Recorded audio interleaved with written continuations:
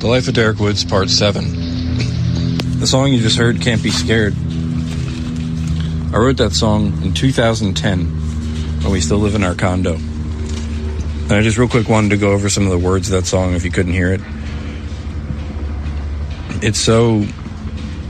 I don't know. It's a weird feeling. I seemed like I could only express myself through music sometimes, and that was my fault. But I was like calling out with my music, but that was the only way that I could ever really look at life for what it really was and what I needed to do. I could express it and knew it, but I couldn't take the correct actions ever. And obviously it's 100% on me. It's just, I knew. I mean, I was already talking about how I can't be scared in 2010. I'm walking down my favorite sidewalk. Why would it lead me wrong? Meaning, drugs and the fun I was having. It's been 10 years. Oh, so many hours. Well, where do I belong? Well, where do I belong? Right there. Questioning who the hell I am. Can't be scared. You can't be scared. Why live a life? He said there's only so much time. Why live a life impaired? Can't be scared. You can't be scared. He said there's only so much time. You live a life impaired. You dream of fountains made of gold, but concrete's all you find. Don't patronize. It's from the soul. For you, it's in your mind. I think Lauren would admit herself, I mean, obviously, this is 100% on Derek Woods and no one else. Let's just establish that right now. But I think Lauren would have to at least say,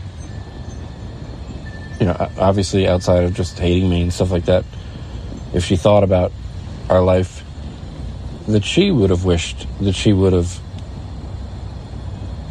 done what I kept saying that I couldn't do, like the scared part. I didn't want to possibly lose stuff. I wasn't trying to drag anybody along. I wasn't trying to manipulate people. I thought I could get better. So yeah, I might lie like initially about something, but then I thought, but I got this, And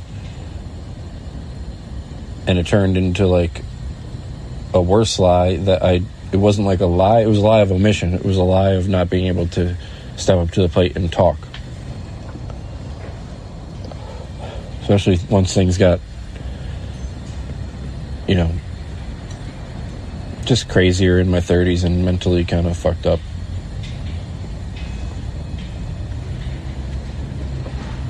And so I think, just like I said, I was afraid. I think she loved me. And I don't think it's as simple as she loved me and I lied to her and that's it and period. I think that's got a lot to do with it. I totally understand her hating me.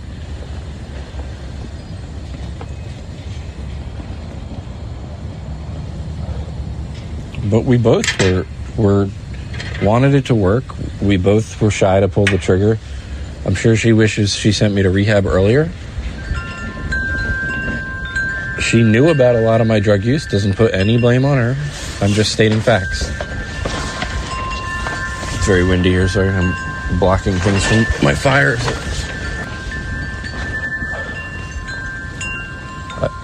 I just think if we ever could have a sit-down conversation about it someday in the future, and we're at this point where she didn't want to, literally cut my head off.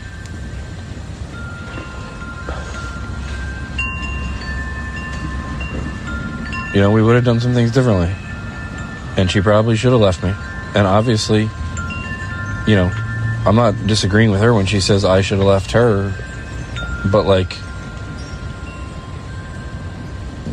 I can't express more from all 6 of those, the Life of Derek Woods logs, things I made. If it wasn't expressed enough already, I knew that's not what the real me wanted. That's why I wasn't leaving. Because I thought eventually I'd be this person I am today. And all those addictions, the drug addiction and the porn addiction,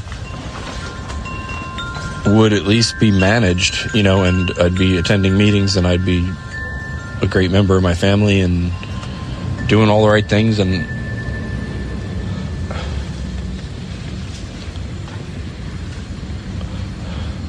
I really felt like I was getting there. I was stumbling, but I was getting there. In a lot of areas of my life right before all this happened. And it wasn't enough. I didn't do enough. No one would deny that. I would never question that I didn't think about them enough, and what all this would do to their life, and what it was doing to my life. And there's not, like, it just destroys me. There's nothing I can say about it. And I hate myself so much for destroying my family. But, like, in all my SAA meetings, my Sex Addicts Anonymous meetings, and my, readings, and my recovery Bible, and all the, Matthew Perry's autobiography, and Russell Brand's book, and all these books I'm reading about addiction and recovery, tell me that I have to move on from it, and I have to accept it, and I have to just do whatever I can now for the rest of my life to show that that's not who I am.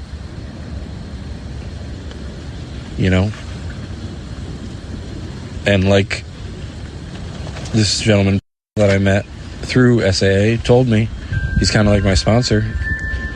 He told me that takes a long time. That he maybe still hasn't come to terms with his, and he's like 5-10 years out of prison for similar things, and has children that are a little older, and he still faces many challenges, and I know that I will for the rest of my life. The only positives that I have to look at is hope for the future. I mean, that's all I can do. Otherwise, what's the point of me even trying? And I'm assuming God left me here for a reason, so I'm trying as hard as I can, and I'm going to for the rest of my life. But every time I play guitar, I think about my family. Every time I listen to music, I think about my family. Every time I see commercials in between football games, I think about my family. Every time I think about Christmas, I think about my family. Every time I see Christmas lights, I think about my family. Every time I look at the sky, I think about my family. Every time I look at the bags that are across from me that have Dylan's throwaway toys in them, I think about my family. Every time I wake up, I think about my family. Every time I go to sleep, I think about my family. Every time I watch a comedy special or TV show, I think about my family. A lot of times when I'm making lunch, I think about my family. When I say I think about my family, all I do is think about how I can't believe that this is happening, and how much I hurt them.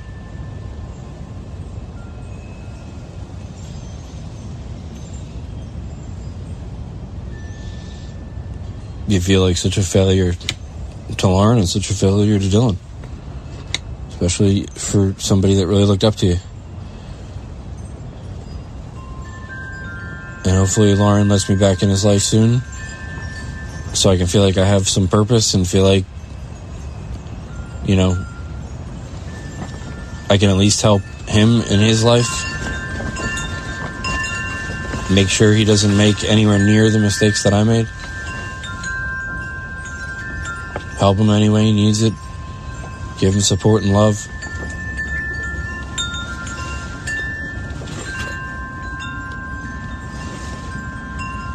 I know Lauren thinks that, Christmas means a lot to me. Christmas means a lot to me because of family. That's why Christmas means a lot to me. It doesn't mean a lot to me for presents. The real me, that's the thing, Even drug me as a 40-year-old man still... I wasn't as crazy as I was in my early 30s, but I still was asking for all kinds of things for Christmas. Shouldn't be asking for anything. I didn't need anything. I had everything I needed. All I should have been doing was focusing on those two people, And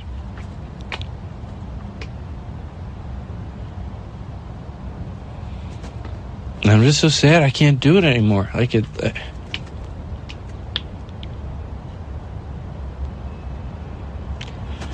Everything in life had been repairable. And this isn't repairable. It's amendable, possibly, through time. But it's not repairable. All the pictures of them at Christmas with my parents, and it's like watching your life through a window that you can't break out of. Like, you're inside of a snow globe, and like, I can't tell you how much I miss those two people. It is so painful, and I understand the pain that I brought them is immense.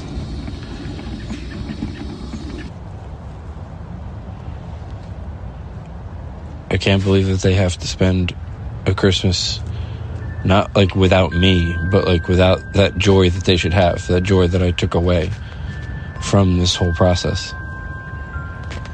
That's what I can't stand. That's what, keeps me awake at night.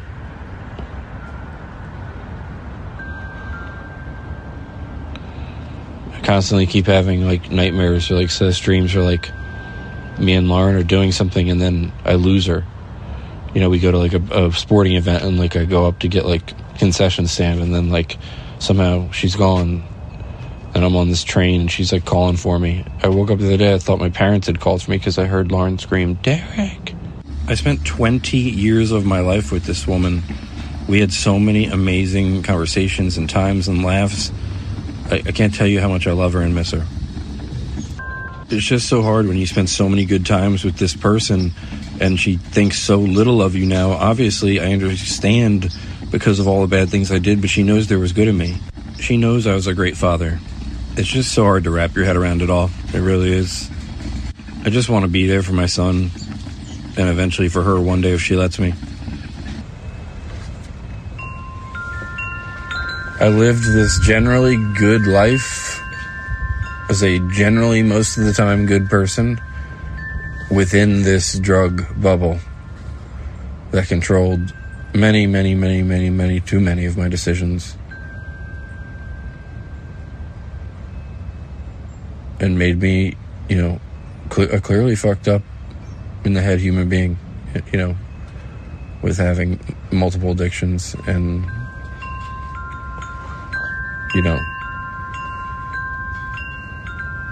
I'm far from healed, but I'm sound enough and I'm still mentally fresh enough that I can absolutely support my son and not be a detriment to his life in any way, more than I've already caused by doing all this. And that's another reason why all this is just so hard to fathom, because you felt like you moved past some things mentally and you knew you had a lot of problems. Like, if, when I would think to myself at the rare times I did and actually thought about any of this, ironically, I was somebody who always wanted to please everybody and hide for the purpose of pleasing people. And instead, now I'm a total scumbag, criminal, whatever people think I am, because of this. So it's basically like your worst nightmare come true. And sometimes it's hard to know what to do with yourself. But,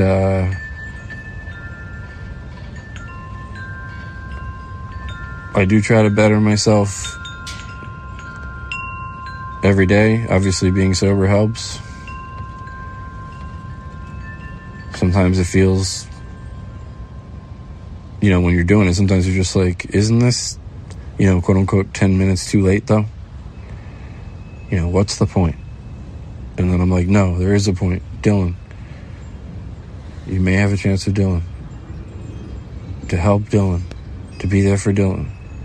Don't give up like you've always given up. Stop the urge of that. But that's the only reason why I'm here. Hanging in there. And trust me, leaving those logs and thoughts about my life definitely showed me and made me so unbelievably just sad and upset and sorry, thinking about the various things that I allowed drugs to do to my life and to do specifically to Lauren that were so unfair.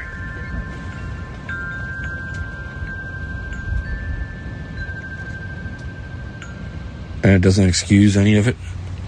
Just because I didn't know what I was doing doesn't excuse any of it. I'm just being honest. There was no...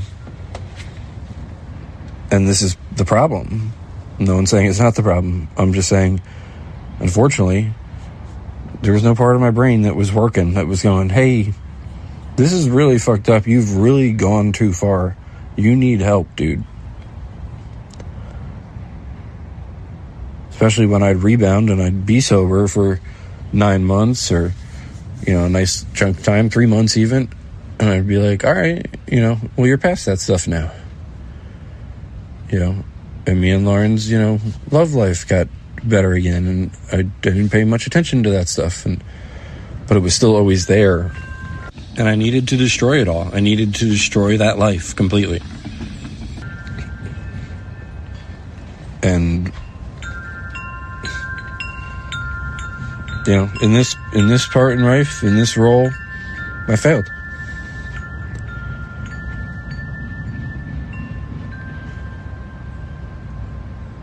And I just don't want to fail again.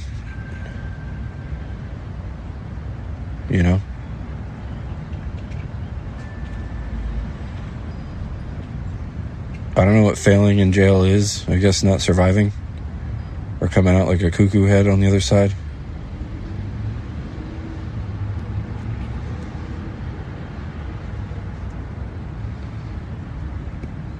But I'm really committed to not be, as much as I can, to not be scared anymore, to not be such a pussy anymore.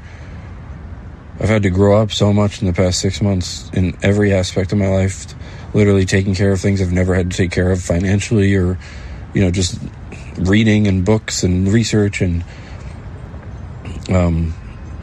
mentally, obviously, and hurt I've caused people and having to deal with that. These are all new crazy emotions and things that it's almost like everything I've been bad at, every fear I've had, every thing that I've always not wanted, all hitting me at one time.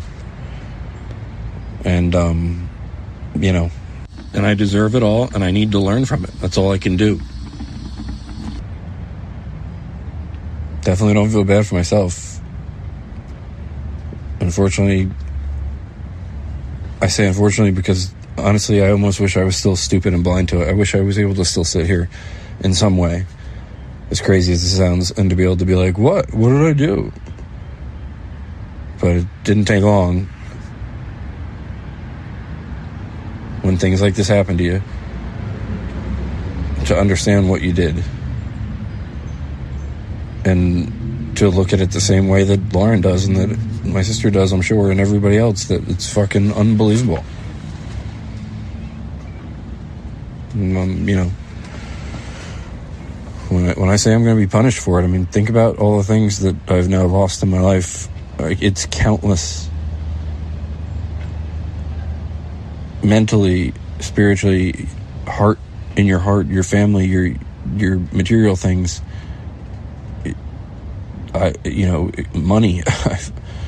I've lost so much from this. I've been so, punished from this as I should be. And it hasn't even started yet, really. And the hardest part of the journey hasn't started. But just know that I am, unfortunately, fully aware of how horrendous this is, because I know, just knowing Lauren, and sometimes when we used to talk, I know that was always a problem with me, that maybe she didn't think I really ever understood or grasped how serious something was, or how important it was to talk about, or that I just wasn't taking it serious enough, or whatever the case may be, whatever wording you want to use.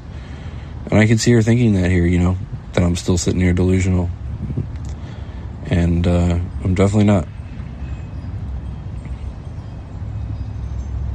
Definitely not. I don't know how many more times I could say I'm sorry, because, nobody wants to hear it, and At this point, I guess it means nothing.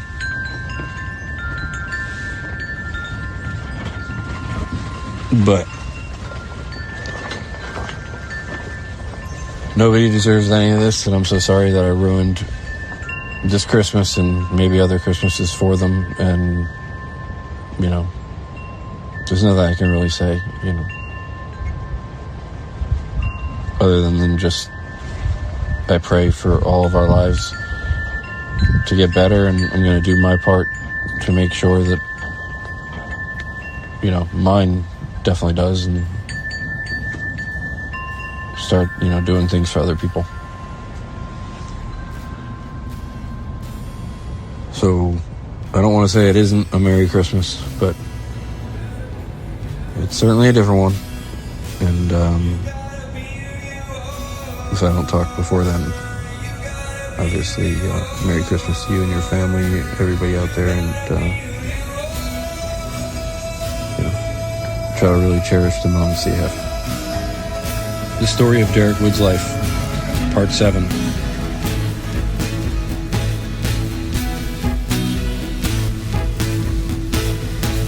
Let's take a little time to enjoy this pretty party's Valentine.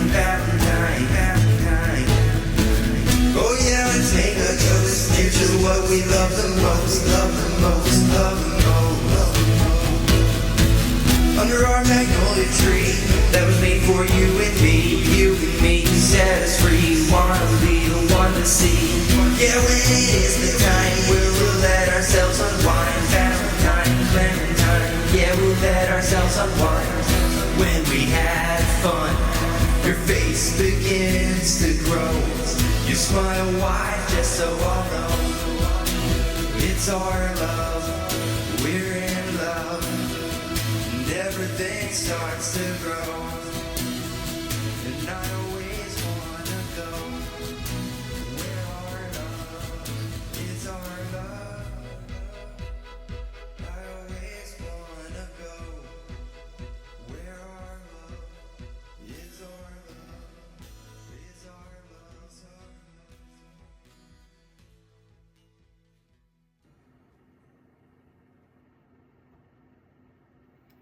So the song is by the Weepies. It's called The World Spins Madly On. I don't listen to sad music a lot, but when I do, this is one of the songs I go to. And it's kind of just one of those songs that I feel like tells you, well, it was the song, a favor of me and Lawrence. We found it on the show Scrubs. We watched a lot together. And I just feel like it's one of those songs that tells you kind of like, whatever happens in the world, you gotta keep moving.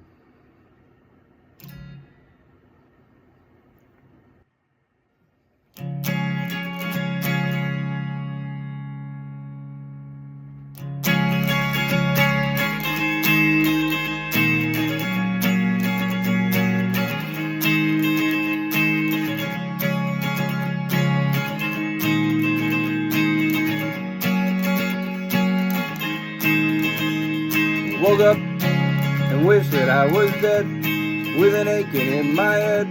I lay motionless in bed. I thought of you and where you'd gone, and the world spins madly on.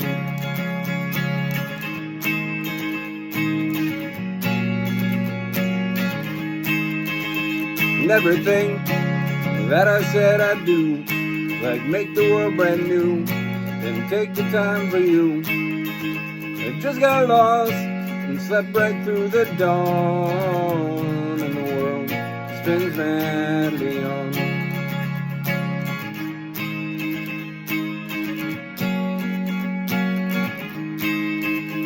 I let the days go by. I always say goodbye. I watch the stars in my windowsill. The whole world is moving and I'm standing still.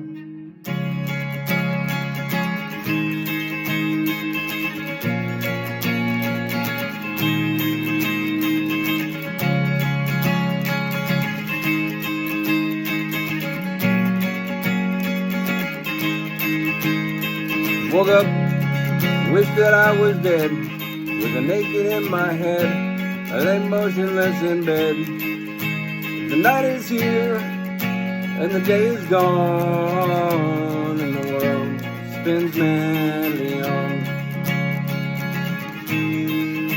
I thought of you, and where you'd gone, and the world spins madly on. And the world spins madly on. And the world spins madly on. Leon, Leon, Leon, Leon, Leon, Leon, Leon.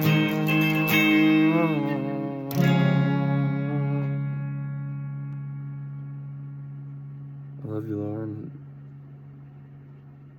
And I know the world will keep spinning.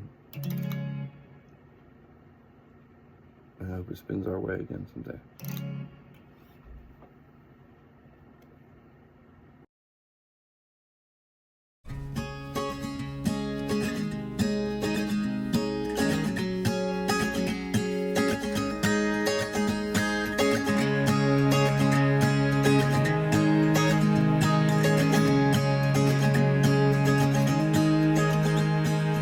I woke up and wished that I was dead, with an aching in my head. I lay motionless in bed. I thought of you and where you'd gone. Let the world spin madly on.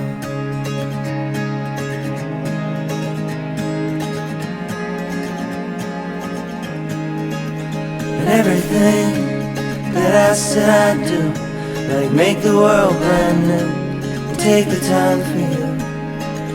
I just got lost and slept right through the dawn, and the world spins madly on.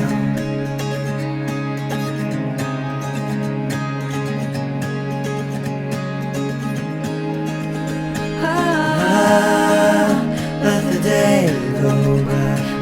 I always say goodbye.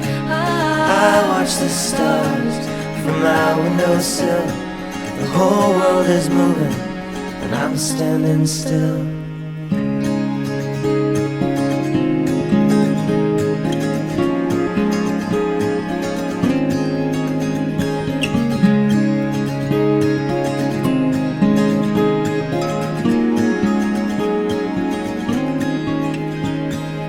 I woke up, wished that I was dead, with an aching in my head. I lay motionless in bed. The night is here, and the day is gone, and the world spins madly on. I thought of you, and where you're gone, and the world spins madly on. And the world spins madly on. And the world spins madly on.